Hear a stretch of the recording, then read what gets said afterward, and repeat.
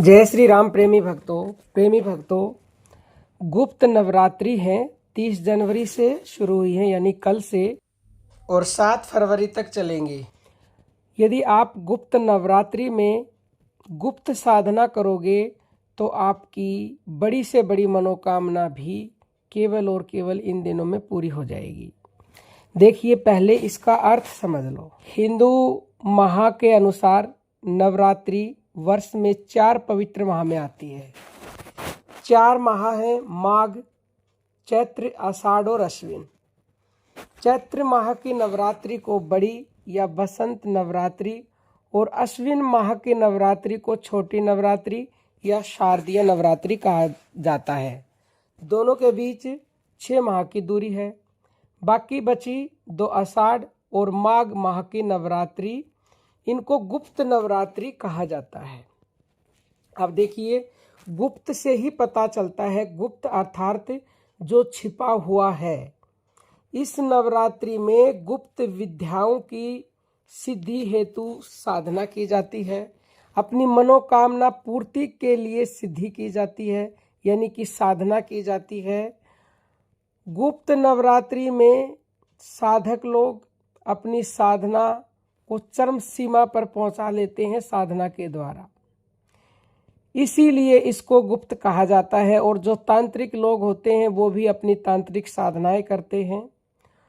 और देखो, आम जो लोगों के लिए है, सामान्य लोगों के लिए है, वो बाकी की जो 2 नवरात्रि होती हैं, वो जो ओपन रूप से मनाई जाती हैं, वो सब के लिए है। और उनका फल भी कम होता है बजाय गुप्त की बजाय, क्योंकि गुप्त का मतलब तो आप समझते ही हो, जो बहुत ही कम लोग जिसको जानते हों, और गुप्त रूप से जिसका लाभ प्राप्त किया जा सकता हो। अब ये नवरात्रि तो गुप्त है। यदि आप इसमें कोई भी साधना, कोई भी मंत्र जप बोल बोल के कर रहे हो तो वो तो गुप्त नहीं हुई। सबको पता चल रहा है कि ये तो भाई ओपन बोल रहा है, आपको उच्चारण आप कर रहे हो, दूसरे को सुनाई पड़ रहा है।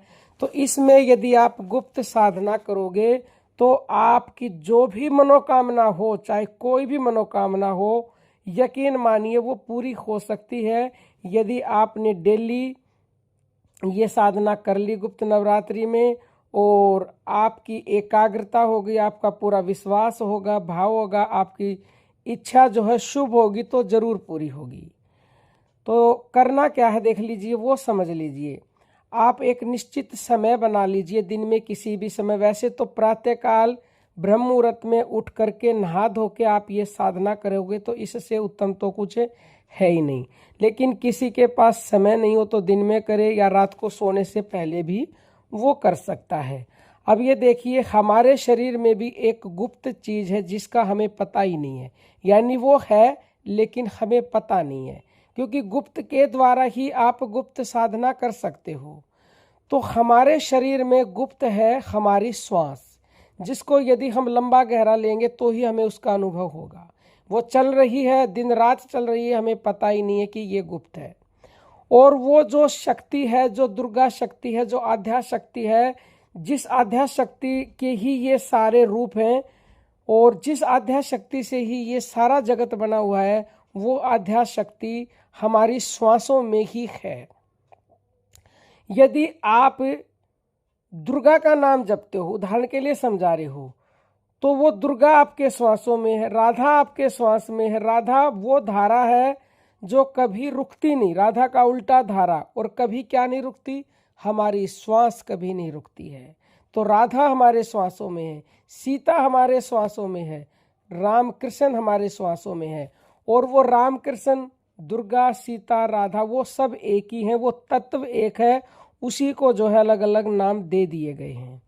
और सुनो, हमारी श्वासों में एक प्राकृतिक ध्वनि आती है जब हम सांस अंदर भरेंगे, या प्रैक्टिकल खुद करके देखें, इसमें 1% भी झूठ नहीं है। आप अभी बैठो, एकांत में बैठो, अपने कान बंद कर लो और श्वास को गहरा खींचो। सांस में आवाज आई सो की, जब हमने छोड़ी हंग की, कई लोग इसको हम भी बोलते हैं, तो ये बन गया सोहंग या सोहम। सो का मतलब होता है शक्ति, और हंग का मतलब होता है शिव, यानी कि शिव भी और शक्ति भी, सीता भी और राम भी, राधा भी और कृष्ण भी, लक्ष्मी भी और नारायण भी इन सांसों में ही है।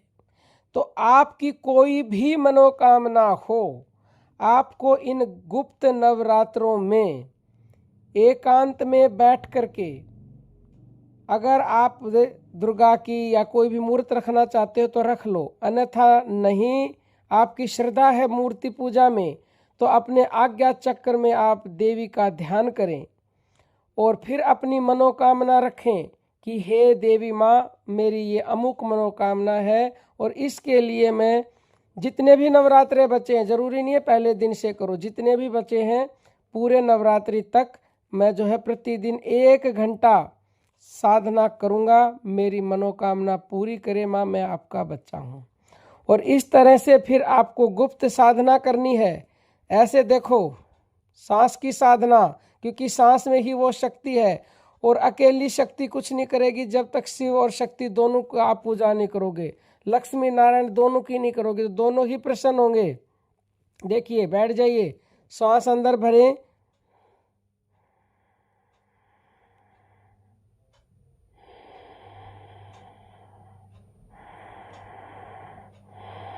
और सुन लो, सोहंग पे विश्वास नहीं है तो जिस भी देवी की आप पूजा कर रहे हैं, दुर्गा की कर रहे हैं, सीता की कर रहे हैं, राधा की कर रहे हैं, सांस में उसी का आधा नाम भरने में जोड़ दें, आधा छोड़ने में जोड़ दें, बस ऐसे 1 घंटे तक। और कुछ देर के बाद आपकी सांसों की गति सामान्य हो जाएगी। फिर आपको सामान्य सांसों का ध्यान करना है। मन में विचार आएंगे, लेकिन विचारों से मन को हटा करके सांस पर लगाना है बार बार, और बार बार मन में ये भाव रखें कि मैं जगत जननी आद्या शक्ति से जुड़ा हुआ हूँ, हे माँ मेरी मनोकामना पूरी करे। बीच बीच में ऐसा भी बोलते रहें और श्वास के ऊपर पूरा ध्यान। ये है दुनिया की सबसे बड़ी गुप्त साधना जो आपने कर ली गुप्त नवरात्रों में, तो आपकी बड़ी से बड़ी मनोकामना पूर्ण होगी।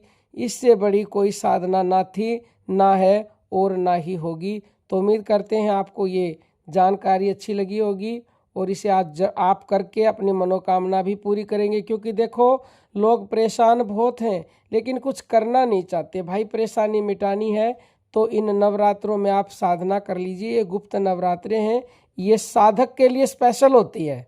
स्पेशल, आप साधना को बढ़ाना चाहते हो तो केवल बिना कुछ मांगे, केवल साधना को बढ़ाने के लिए ही आप साधना करेंगे तो आपकी साधना अपने आप बढ़ेगी और अनंत गुना फल होकर के आपको मिलेगा। वो आपके ऊपर, आपकी मनोकामना संसारी है या भगवान प्राप्त करने की है या तामसी है या राजसी है या सात्विक है, वो आपके ऊपर निर्भर है। जय श्री राम।